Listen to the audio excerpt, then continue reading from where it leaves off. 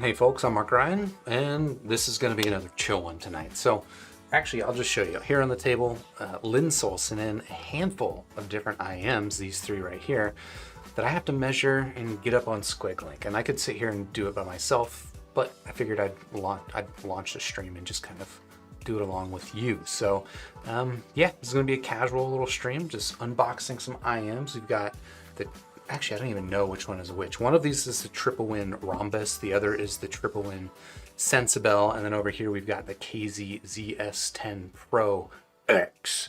And then as just kind of a little bonus, I did actually want to use this opportunity to give you kind of a mini review of another bone conduction headset that I've been playing around with a little bit. This is the Halo Pure Free, and we'll talk about that one later, but I think we're going to start with the unboxings of the IEMs and then measurement. Check out chat real quick. Like my other pink noise videos, I try to keep up with the chat a little bit more in real time rather than saving it for the end. So what's up, Rob Hawk? Thanks for joining me early. Zest Defender, I appreciate that inversion of the name. What are we looking at? Well, we're looking at a handful of TripleWins. Scott Pledger, how you doing, man? And indeed, pink indeed. Got the pink back there. We got the pink on the thumbnail. It's nice and chill. Don Cohen saying that Rhombus is looking real weird. Well, we're gonna find out how weird it is. Let's see, David, what's up, David? AKA Huck, how you doing? Zest Defender asking, interested in the KZs, are they going to be any different? I'm curious to find out myself. I mean, so we've got the KZ ZS10 Pro X. Interestingly, the last ZS10 Pro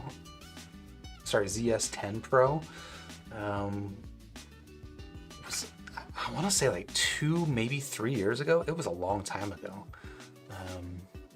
And I'm kind of surprised when this one this just now came out, given how quickly KZ typically iterates through these things.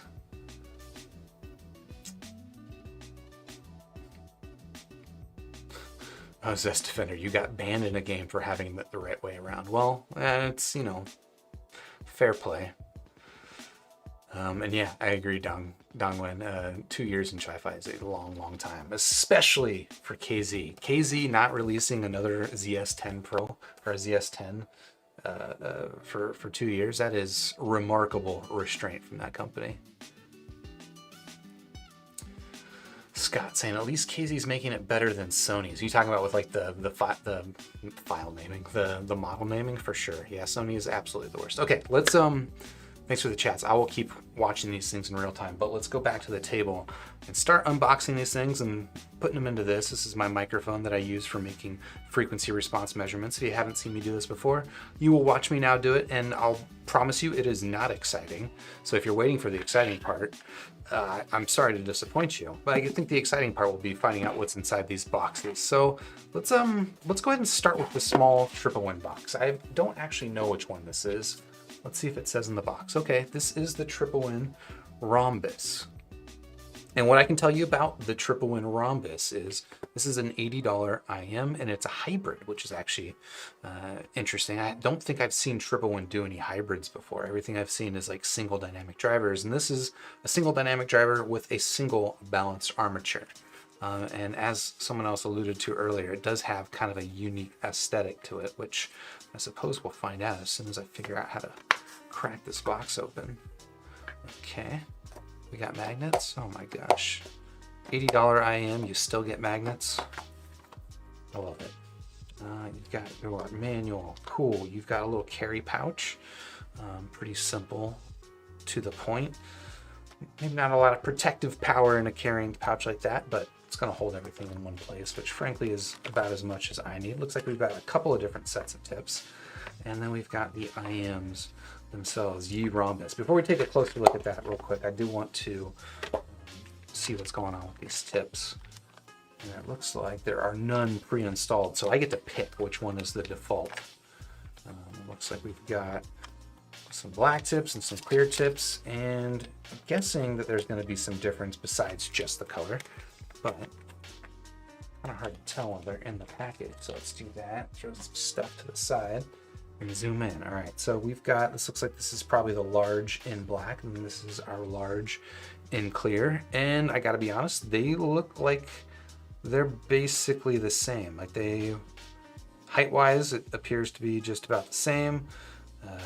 Bore width appears to be just about the same, and then the umbrella going past the length of the nozzle there, just about the same as well. So maybe this really is just, you get to pick whatever color you want. I guess I'm gonna go with the black ones. Let's see. We got mediums. The mediums are a little bit on the small side, I will say, but they're also maybe a little bit deformed. Maybe I will, because of that reason, go with the clear ones. All right, we're going clear. My decision has been made for me by the powers that be, deforming tips while in packages. All right, let's take these tips aside, throw them into the ye old bag, and now let's take a look at the IEM. So this is, again, the TripleWin Rhombus, 80 bucks, hybrid, and don't know much else about it. Like that, I don't really know what kind of frequency response they're going for, but we will find out certainly. The cable that we've got on here is on the thin side, which I don't mind at all. Thickness wise, honestly, it's like not too far off, like a campfire audio smoky lits, which is pretty good. You can see it's maybe a little bit memory prone coming fresh out of the package, although it does seem like it's already losing some of that. So, I don't know, yeah, seems like a pretty decent basic cable. We have a very small svelte Y-split here. We've got a chin cinch, which seems very functional. Like to see that. And of course, you've got your straight 3.5 millimeter termination down here, and then you've got preformed hooks up here with, I'm guessing, 2-pin connectors. Yeah, they're 2 pins. They're quite stiff, which is, I suppose, better than loose. So yeah, you got your 2-pin connectors, and they're not like a recessed 2-pin connector. Yeah, there's the IEM. Take a look at that. The rhombus. Yeah, I'm guessing that's some sort of reference to geometry.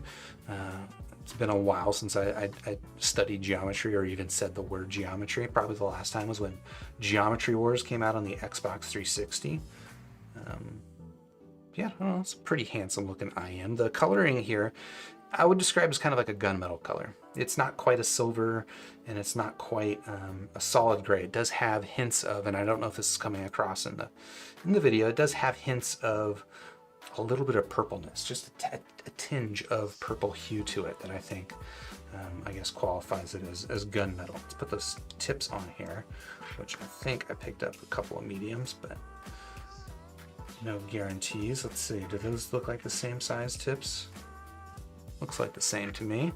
And yeah, let's take the old Rhodey wrap real quick before I throw it onto my graphing rig. And while I do that, let me catch up with chat a little bit. So yeah, Scott, you were talking about the naming with Sony. Sony's naming is no bueno, IMO. I don't know, I guess again, like the PlayStation line is where Sony does naming okay. Even there, they're a little bit weird, like PlayStation Vita, huh? But at least they're not, you know, Sony NWA 105B, whatever. Zest Defender asking, am I planning to check out the $50 Canera planar? No, I'm not planning to, no. Not currently, at least. I've got enough stuff in my backlog I need to get to. Hobby Talks, thank you for reminding people to smash that like button. Or as one of my wife's favorite YouTubers likes to say, shamash that like button. And if you know what that reference is to, please leave it in the live chat. I will give you props for knowing who says shamash.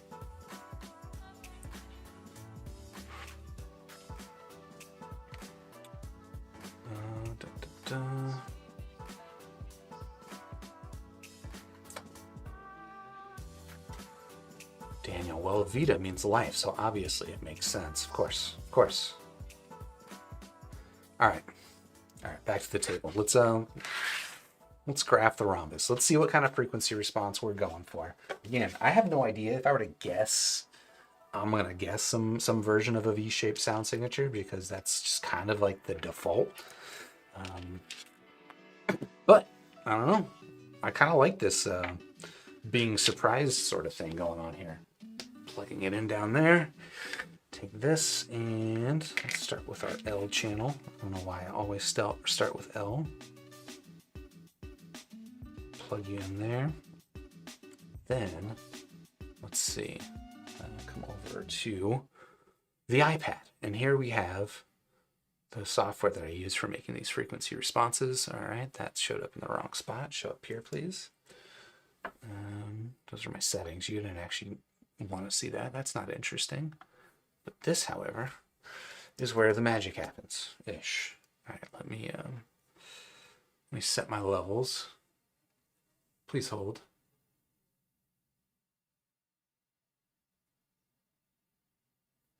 Okay, come back over here. We're setting levels, and I'm gonna hit go. Stay quiet.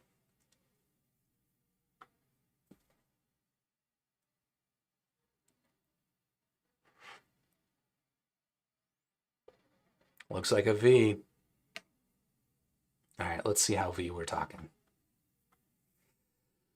Yeah, this, oh my gosh, what are we doing? What's going on here? Let me shrink this. I think if I can shrink this, come on Mac OS with that dock. Get out of here, bro. I'm gonna shrink this a little bit horizontally or vertically, just so that the aspect ratio is a little bit more familiar here. I am gonna export this into SquigLink so we can take a look at it. And it looks like I do need to adjust my insertion depth just a smidge. So I'm gonna insert that just a little bit deeper, which I'm actually happy about. Usually it's easier to go a little bit deeper than a little bit shallower with this thing.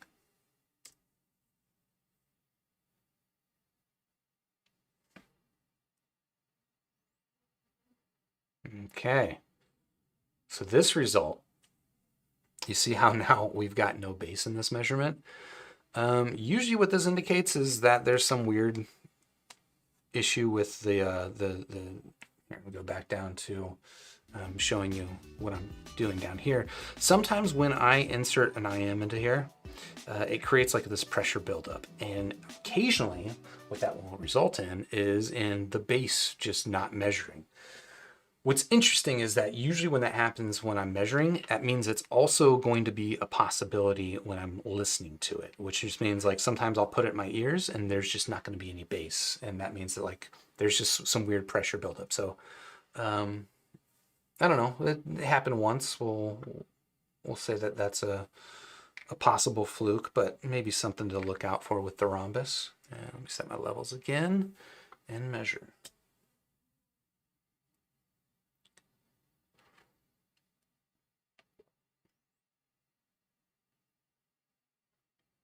Are we any better? We're a little bit better.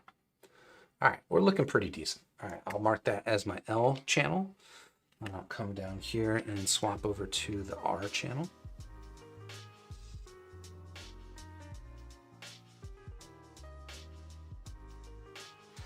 If it's not obvious from the way that this thing is fitting into the microphone, the rhombus looks like it's going to be a little bit of a shallow fit IM, which can be both a good thing and a bad thing.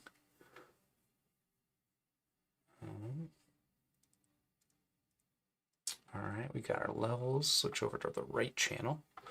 Squig it.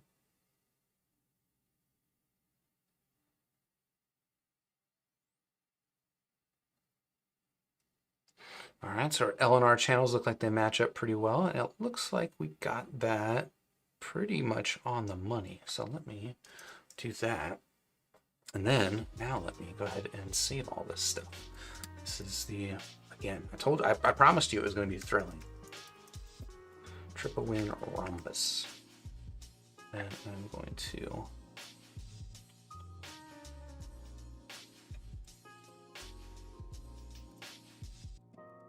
Rhombus. That is my R channel. Export now my left channel. How's everyone doing tonight?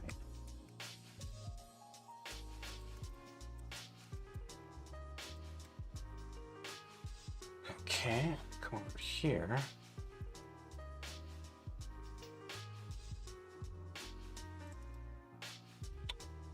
That's right. Go over here.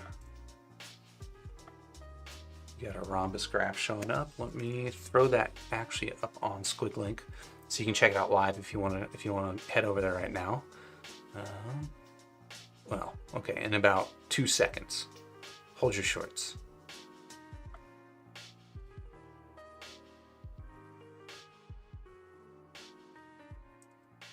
Okay. I think we're good. So go over here to squig.link. Refresh it if you need to. You can search for TripleWin and ignore the Sensibel there. That one's not going to work at this moment. But clicking Rhombus, there's a frequency response here of the TripleWin Rhombus. And to be honest, like that's actually kind of an interesting looking graph. I mean, that's definitely V-shaped. You've got your upper mid-range, maybe a little bit hot here in the presence region. You got your pretty typical dip in the mid-range from your V-shaped sound signature, and then you've got your bass curve, which looks not bad. That bass curve doesn't look like bloaty or anything like that, so it looks like it's pretty well isolated and pretty well extended in the sub bass. I think probably the biggest worry that I have just looking purely on the frequency response, and again, I'll give the caveat that like try not to read too much into a frequency response, but I would say the biggest warning sign, I suppose, is here in the air frequencies, where we've got your pretty typical mid treble resonance peak. That's kind of like a byproduct of the measurement. But down here where the treble would ostensibly extend out to 20,000 hertz, it looks like it dips off pretty steeply there. So I don't know, maybe later on I'll give it a bit of a listening test. But I think, I don't know, that's about as much as I can tell you about the Rhombus right now. So I guess with that out of the way, let's go back to the table and unbox another TripleWin. Yeah, let's do the Sensibel next. Actually, I was totally expecting the more expensive IEM to come in the larger box, but I got that one wrong. So looks like the Sensibel is the one that's going to come in the larger box, and the price on the Sensibel, I think it was $50. Hold on, let me pull my notes up again. Dun, dun, dun. The Sensibel is $50, and it's a single dynamic driver IEM. Again, kind of like I typically associate with TripleWin. While I'm here wrapping things up, let me catch up with live chat. How we doing?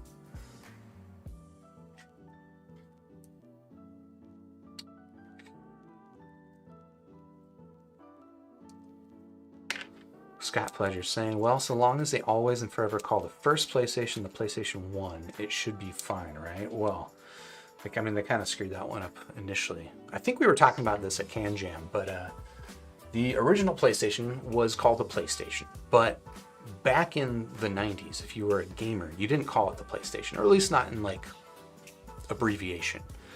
In abbreviation, it was called the PSX. And that's an abbreviation that I don't think really exists anymore. I don't think people even refer to the original PlayStation very often as the PSX, but that's what gamers called it in the 90s. And the reason that they called it the PSX, if I recall correctly, is that the original PlayStation was actually, it initially was developed with Nintendo actually as a CD-ROM extension of the Super Nintendo, kind of like the Sega CD, but I guess fairly late into the development of it. Oh, maybe yes.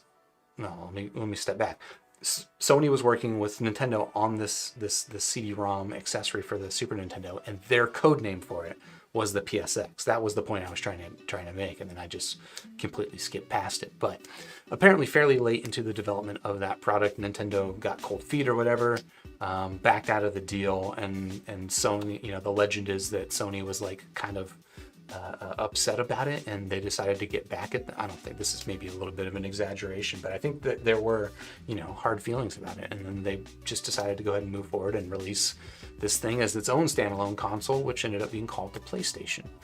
And then people started continuing to use that abbreviation of PSX, but again, I think people now just call it the PS1 because it makes sense. Now there's a PlayStation 2. Back then there was no PlayStation 2. Why would you call it the PS1? You wouldn't. At least they didn't call it the PlayStation 360, right? Zest Defender saying Shamash sounds like religious. Oh my gosh, I screwed up my pronunciation there, so I'm gonna give up on that one. But no, it sounds like nobody knows the reference. Nobody watches, I don't know.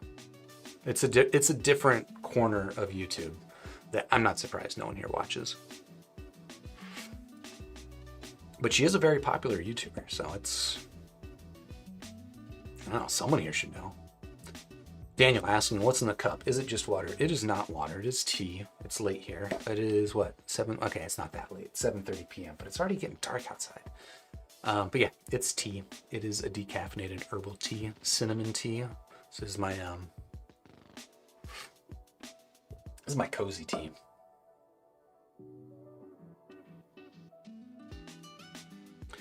Timothy Malaya. I love Sony's name. Sony makes great names for real human consumers. I am a real human consumer and I like the names. I like that. That's a very good, yeah, David Falsvik. That's a very good Mark Zuckerberg you did there.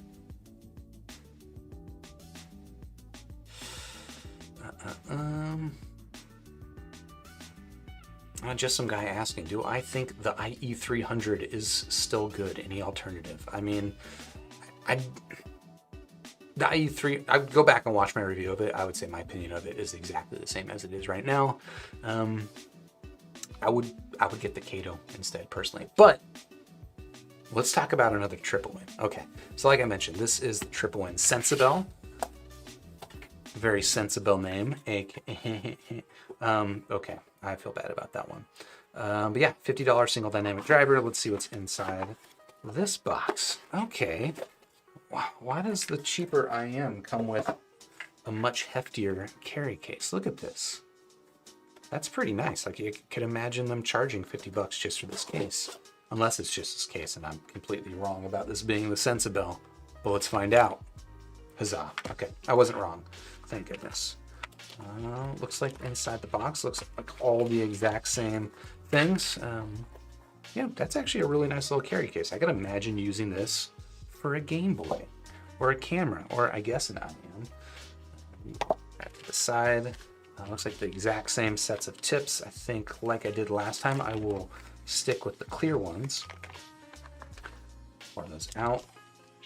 Pouring out for the homies. That seems like a small, that seems like a large, that seems like a medium. Is that right? The difference between these mediums and the smalls is not massive. All right, let's put that. I think these are our mediums, and then here is the IEM itself. Like the last one. It looks like this is coming on the exact same cable as the Rhombus, which is no shame in that, because as we just kind of covered, that cable is, you know, it's not flashy, it's not especially plush, but this is a pretty decent little cable. I don't think there's any significant reason to complain about this cable. Again, apart from the fact that it is a little memory prone coming out of the box, but it seems like that wears off pretty quickly. So that's pretty good. Let's throw on these tips. Well, maybe before throwing on the tips, we'll punch in and take a look at this thing. So it looks like the nozzle here in the Sensibel is a little bit longer than the nozzle was on the Rhombus, and the shape of the IEM is maybe a little bit more typical. The shape of this actually reminds me a lot of the Thea Audio Elixir. The pattern is not quite the same thing, but just in terms of shape-wise, this looks pretty similar, and similar in size as well. Yeah, let's go ahead and throw on these tips, and I suppose give it a roadie wrap for posterity, but I think the end result will be pretty expected. If you haven't figured out how to do this yet, by the way, I have a really quick, simple, unimpressive video showing how to do this roadie wrap. Oh my gosh, this bottom part is giving me trouble. Basically just a better way of wrapping your cables versus the old winding way. You're gonna get your cables are gonna, you know, kink up less, and they will actually have longer life on them. So there you go. There's your TripleWin Sensibel. Yeah, let's go ahead and pull in the graph thingamabob and make a squig. Okay. Real quick, checking the chat. Rob Hawk asking how much is the Rhombus? The Rhombus is $80 and the Sensibel is $50.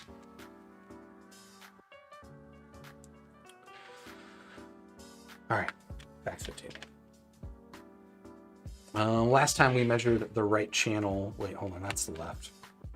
I'm just going to start with the right channel this time because my software should already be configured for the right channel. This is called maximum efficiency. This is what peak performance looks like.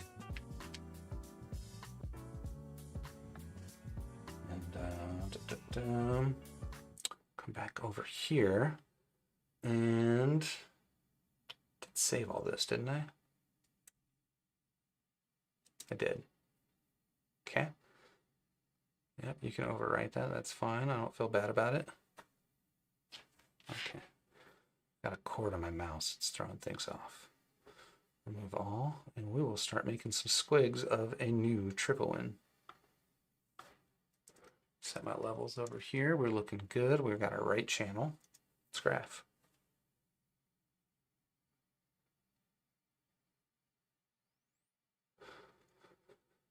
Looks like another flavor of a V-shaped sound signature. And here it looks like the resonance peak is a little bit too far.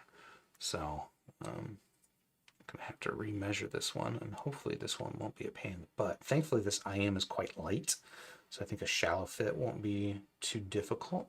But sometimes when I'm fitting like a shallow fit like this, the weight of the IEM will pull down on it, and it just makes the measurements a kind of a pain in the butt. It does look like it's maybe doing it a smidge, but let's see. Let's see how lucky we get.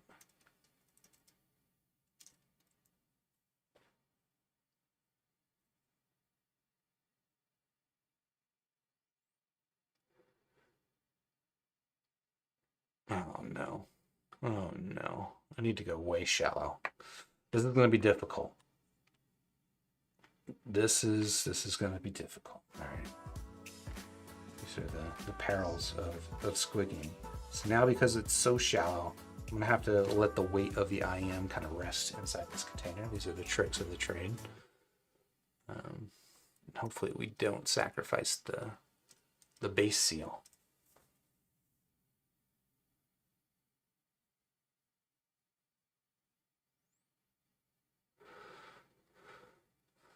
Okay. Well, the good news is we didn't sacrifice the base seal. The bad news is it was actually a little bit too shallow. So we'll have to do that again. I apologize, but this is, again, the joys of squigging.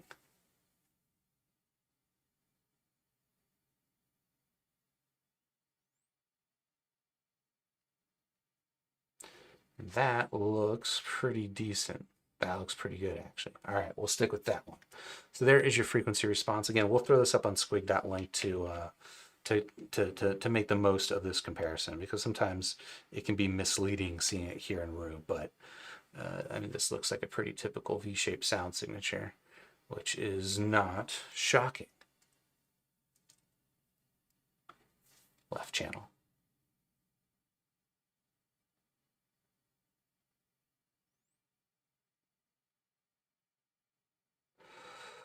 It looks like we just about nailed that one. Hold on. I'll go a little bit deeper.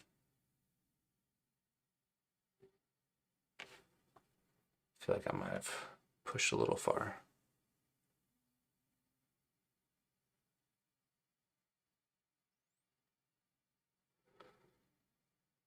Okay, that looks not bad.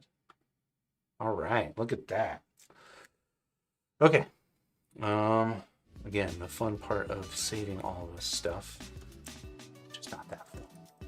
TripleWin, Sensibel. Is that a word that means something? It's a new word to me.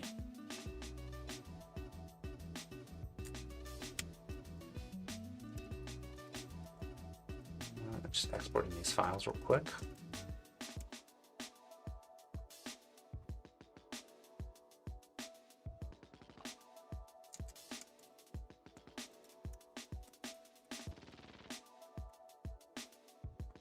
Here and see if everything worked as I would hope. It looks good. I'm going to upload this to squig.link.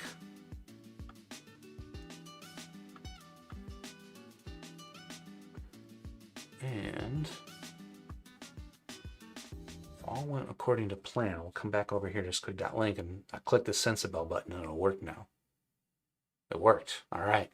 So yeah, there's your frequency response of the TripleWin Sensibel. Again, a $50 single dynamic driver IEM. Looks like a V-shaped sound signature. Interestingly, it looks like we actually get better treble extension on the single dynamic versus the hybrid Rhombus over here. We can lay them over the top to kind of get a sense for how they're different. You can see down here, basically below, I want to say like, what is that, like 3,000? Yeah, basically below 2,500 hertz or so. They're almost exactly the same. I wouldn't be surprised if they're using the same dynamic driver. It's just that the Rhombus has now got that added BA in there, which takes over at some point up here. Although you can see I don't know. I would guess, based purely on this comparison, and again, take this with a grain of salt, I would guess that the Rhombus is a little bit sharper. This looks like a sharper V-shaped sound signature. The Sensibel looks a little bit more tame, but also maybe a lower sense of space and head stage and micro detail because of that treble roll off. But there you go. There are your frequency responses of a couple of TripleWins. It's not the last one though. We do also have to make a frequency response here of the KZ ZS10 Pro X. But at least we've got the TripleWins done. Okay, let me put this stuff away real quick. And again, use this opportunity to catch up with live chat. How we doing?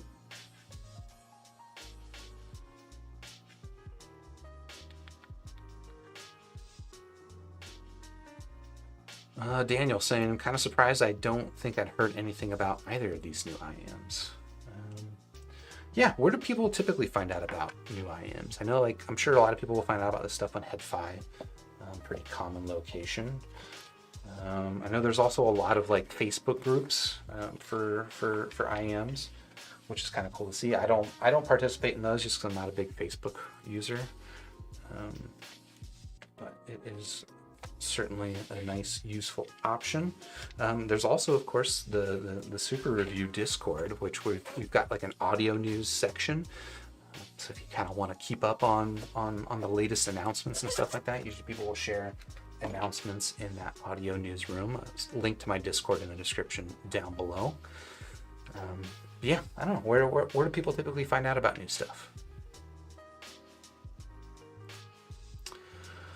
Timothy Malaya saying, can someone explain to me why vocal sounds so good on the Moondrop Aria? Nothing from the FR stands out as being particularly forward in the vocal region, but that is how I hear it. I mean, it could just be your personal HRTF, which is a fancy term to describe it's your personal preference.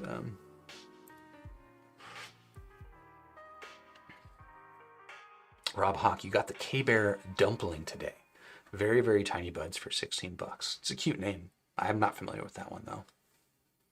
Scott Pledger, we need to get you a B&K 5128. Man, if I ever have to replace this microphone, I dread it because then I'm going to have to update all of my frequency response graphs. And a lot of those IEMs I do still have, but a lot of those IEMs I, only had in the studio briefly. So I probably have to split my my database, which I'm not excited about doing that. Bibby Boy saying, ever since I saw your DT900 review, I've been itching for a pair. My only other headphones are the ATH M50s I bought nearly 10 years ago. Yeah, I think this is a lot better than the M50s, but I'm also kind of an M50 hater. So if you like the M50s, take my suggestion with a grain of salt, right? I don't really like the M50s, but I do like these a lot. But if you really like the M50s, that does not necessarily mean that you're going to like these a lot. But I think they're quite a bit better, personally.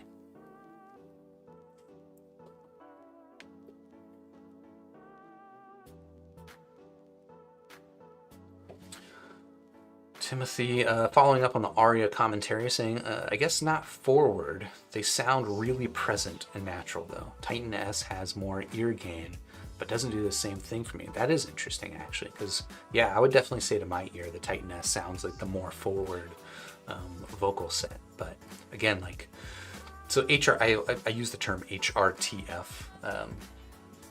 It stands for, I believe, head-related transfer function, which doesn't really explain that much in addition, but it's basically, I think, and it's not a thing I study, I think it's meant to explain how different human physiology, right? Different head size, like people's ears are different widths apart, their ears are different shapes, their body mass is different, and all of this kind of stuff, how much hair you have, honestly, affects how sound enters your ears, and then how your head begins to, learn how to interpret that sound as natural, right? So everyone's head is different.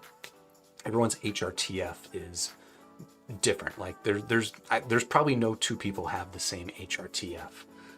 And all of this contributes to, again, like the way that your brain interprets sound. So when you're just listening to natural sound around you, the sound is going through your HRTF. It's going through your meat, and your head's interpreting that, and then whatever pattern that your head sort of picks up on interpreting, it's going to apply to any other sound that you put into your ears, including with an IEM. But an IEM is bypassing all that head stuff, right? So if the IEM was designed for my HRTF and you've got a completely different HRTF, the way that your brain interprets the exact same frequency response can be very different. And this explains, I think, a lot of why. There's of course room for preference, but I think this also just explains a lot of why people just have different preferences, or even just hear things differently, right? So maybe I have a preference for a bassy sound, and I know that what I'm listening to is bassy. It doesn't necessarily sound natural to me, but maybe versus something that does sound natural, I still prefer bassy. That's like purely preference. But if I hear something as bassy and you hear it as not bassy, or I hear something as natural and you hear it as not natural, I think that's very much down to not just preference, but like there's this brain math that's going on, this HRTF thing that I think is a real difference that is probably underappreciated. And I think it's especially, I won't say bad, it's especially a strong factor when it comes to IEMs, because IEMs like just completely bypass the HRTF. All right, enough acronyms. Oh wait, no, we're going to the KZ ZS10 Pro X. No, we're not done with letters yet. Stephen Lamonton, sorry, I'm bad with French. You saying you go on Reddit to learn about new stuff? Okay. Alexa saying variations in graphing for the same IEM demonstrate how one can have different impressions on sound depending on fit. Yeah, fit's a big part of it. There's also just differences in microphones. So like my microphone is always going to measure things a little bit differently than Crinical's, for example, which is why I've got the IEF comp. I've talked about this before, but so this is what the frequency responses look like out of my measurement rig. If I apply, however, this IEF comp target and set this as a baseline, this gives you an idea of likely what these things are going to look like if Crinical measures it, right? I'll just show just one at a time so you can kind of see that difference. So that's a difference that's not just like how I fit it into the IEM. That difference is very much about variations in our microphones. And maybe other aspects of the setup, including methodology, but mostly I think it's just the microphones. Godfather Miguel asking, am I getting the Olina SE and reviewing anytime soon? I think so. They actually did send me an Olina SE, but I think the one that I got did not measure as expected, so they said they were going to send me another one. Scott Pledger, remeasuring all your stuff sounds like an incredible live stream marathon. Maybe one day. I mean, I probably would live stream that, and it would be incredibly boring, but if y'all want to chill and watch me do that, I'd be fine with that. I've also considered doing, as part of a Pink Noise video, just like re-listening to some of my old IEMs and seeing if I want to update the score, because there have definitely been scores that I've changed. If you check out squig.link rankings, let's go back over to squig.link. I've got this page of rankings, which is all of the IEMs that are on SquigLink with star ratings. And I do reviews of these things, so most of these star ratings probably won't be a surprise, but some of these are different than they were when I reviewed them because my opinions changed. But most of the time I don't get it. Like, I don't really update this because I don't go back and listen to these things that much. Like the Moondrop SSP, I gave 4 stars out of 5. From memory, I might actually knock that down to 3 stars, but I don't know, maybe I need to actually listen to it. The Tin Hi-Fi T2, this is one that I did knock down. I think initially I gave that 5 stars out of 5. I think it's still a very solid IEM, but I did knock that one down to 4 stars. So yeah, that could be another stream in and of itself, is just watching me sit here, go through my collection, pull out old IEMs, listen to them, and be like, do I still think that's a 4? Or is that more of a 3, or maybe even a 2 by today's standards?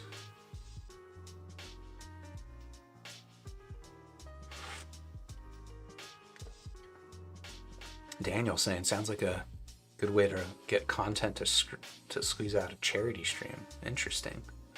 Maybe. What charity would you want me to raise for?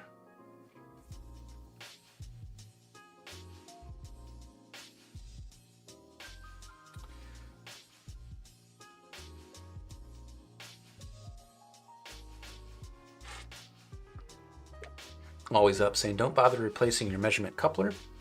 Just add the weighted base, which will only serve to converge your measurement closer to ground truth without changing your baseline. So, I mean, I think the way that I would likely do that is just to have another compensation target on squig.link so that you can apply it in arrears.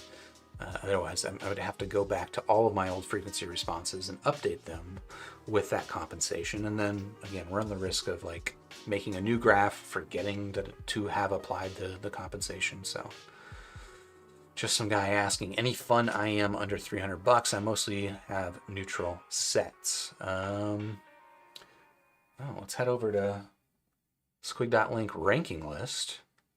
And what you can do, so yeah, I'd actually recommend check this out, right? You can filter this to, let's say, IEMs between $200 and $350. They are by default sorted by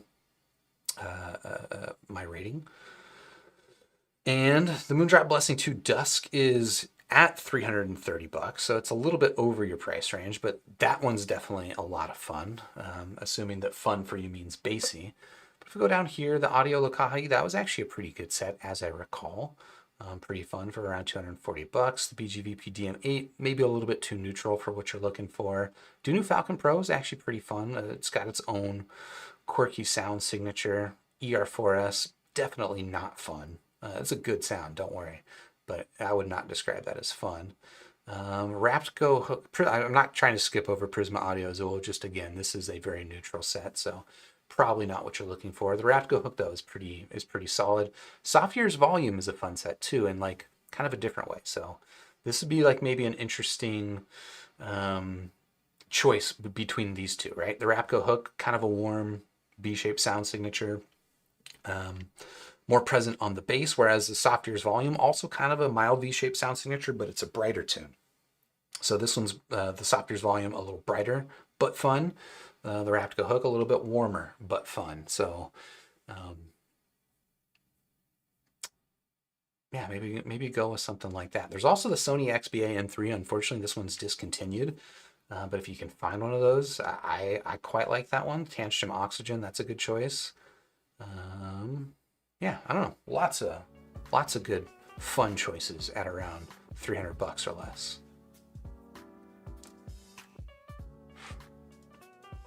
I see, was it Matriarchal asking if I covered the Moondrop Stellaris. Not yet. I did just get a shipping notice on the Stellaris today, so that should be coming in pretty soon.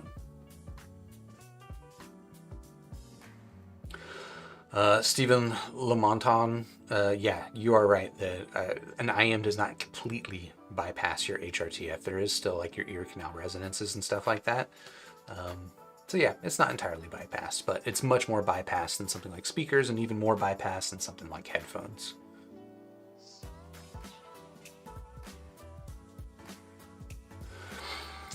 Don Cohen saying, I think a lot of people underestimate HRTF and the effects of physiology and psychoacoustics in the listening experience, not to mention how you grow up with sound music. Yeah, for sure.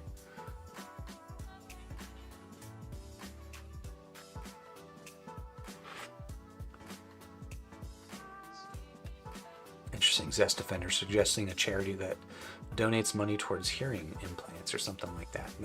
That could be pretty good.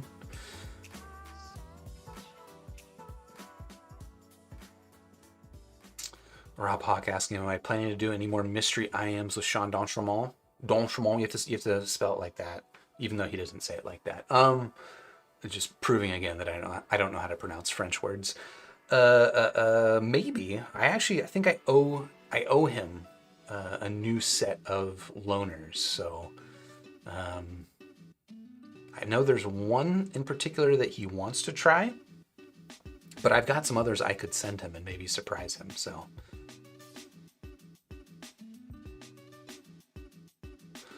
Scott Pleasure, you're saying that the Hearing Loss Association of America is pretty good. Okay. Interesting. Daniel, is it weird that you find my voice strangely soothing? I don't know. It's between you and yourself, I suppose. All right, let's unbox one more IEM. We've got the KZ. Look at that. Oh my gosh, that is phenomenal spin. Usually that's a sign that the box is a little bit small for the contents. You can see it's kind of bulging. But it makes for a fantastic spinning. But yeah, what can I say about this thing right now? I mean, again, I've long ago reviewed the KZ ZS10 and the ZS10 Pro. I think the ZS10 was like one of the first IEMs I ever reviewed. I think it was amongst the first batch of IEMs Linsoul ever sent me. And I think it was also amongst the first IEMs that I had ever heard with balanced armatures. So I've got a bit of a history with ZS10.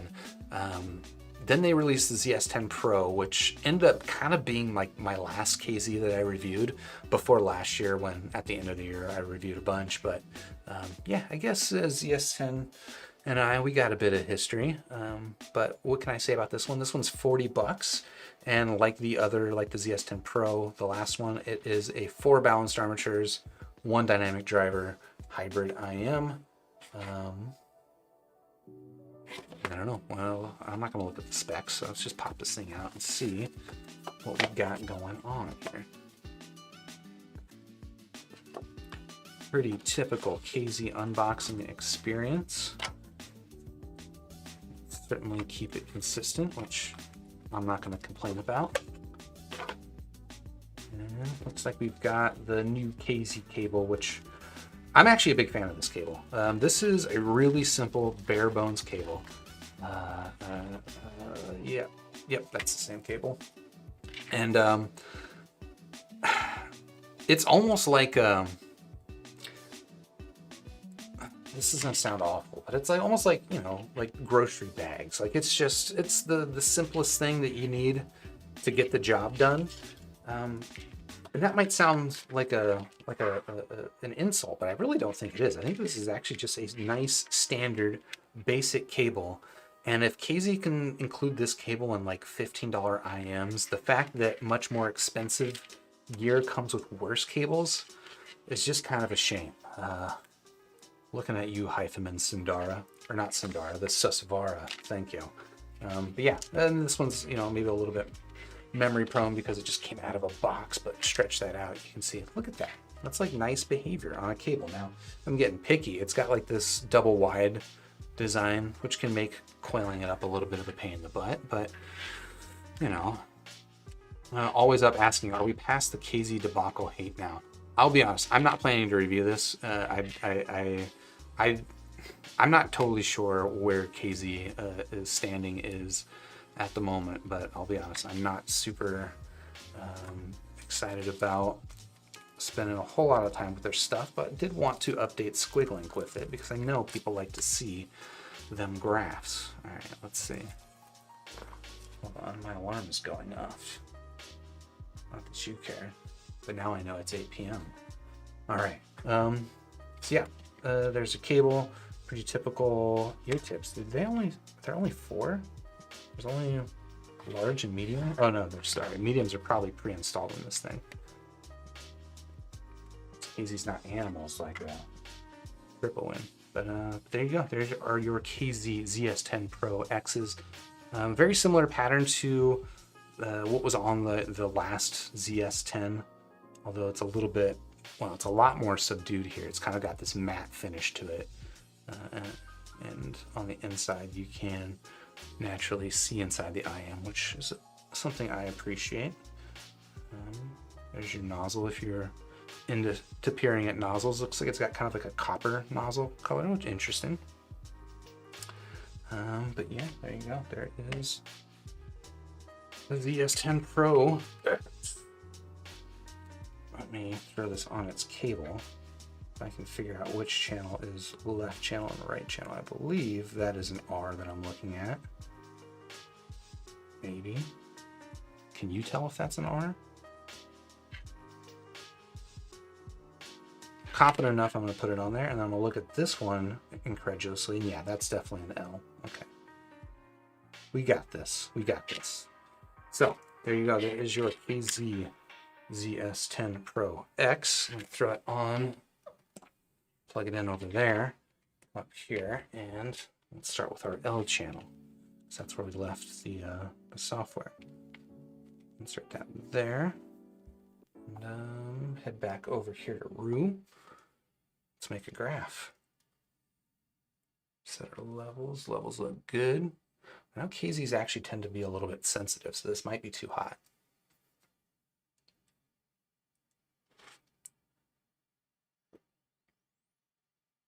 Yeah, it's maybe a little bit hot, but that's fine. So there you go. There's your frequency response. Looks like I'm inserted a little bit too deep, so I'm going to pull it out a smidge and go for one more graph.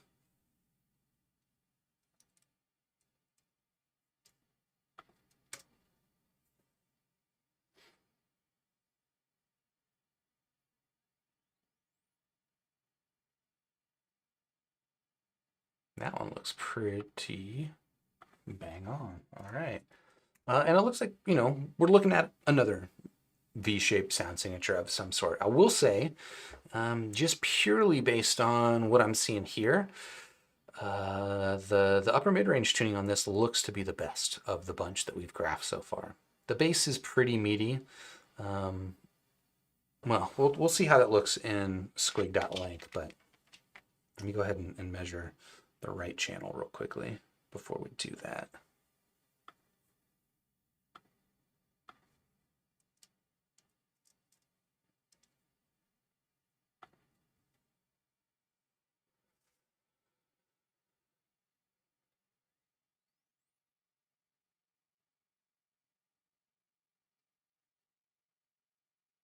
All right, I think I just about nailed that one. I'll try one more with just a smidge. Oh no, that's just about perfect. Okay, all right, we're good. Let me go ahead and save all this stuff, and we will export it to SquigLink in a second. ZS10 Pro X.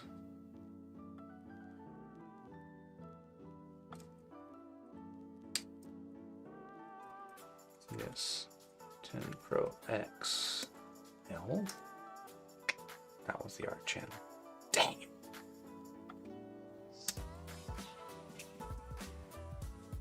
Pro XR. All right.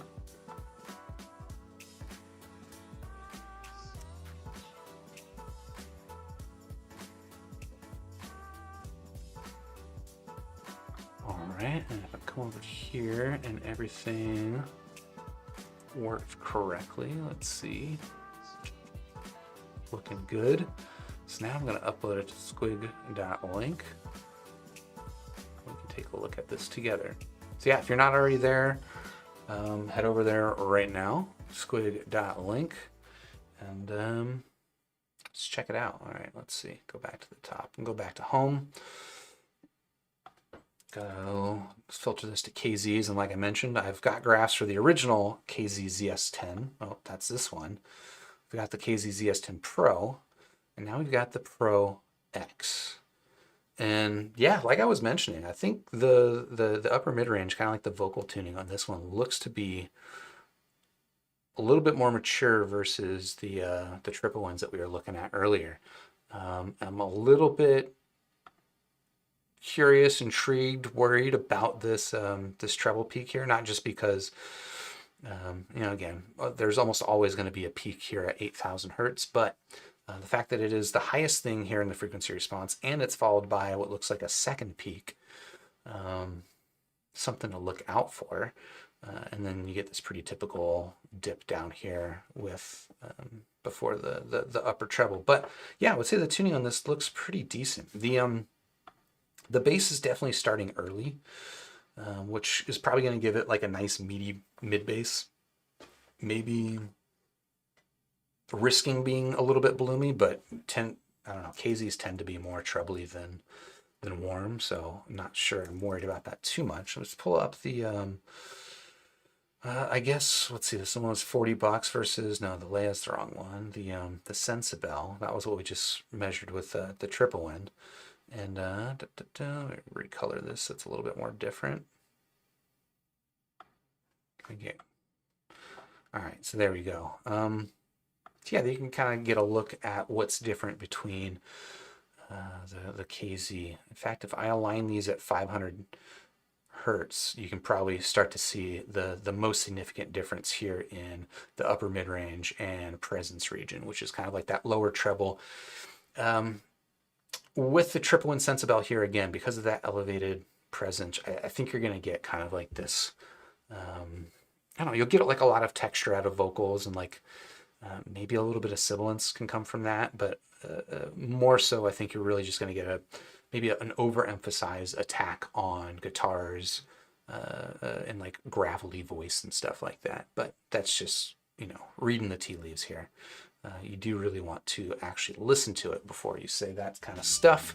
But yeah, those are the 3 IEMs that we wanted to graph here, and I guess I'll head back to live chat in a bit.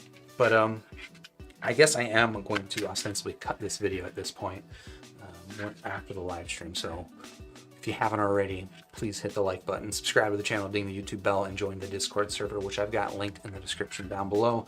Otherwise, I'll catch you in the next super review, except for the folks that are here live. Just stick around and we'll keep going. We'll keep going. Let me put this stuff to the side real quick.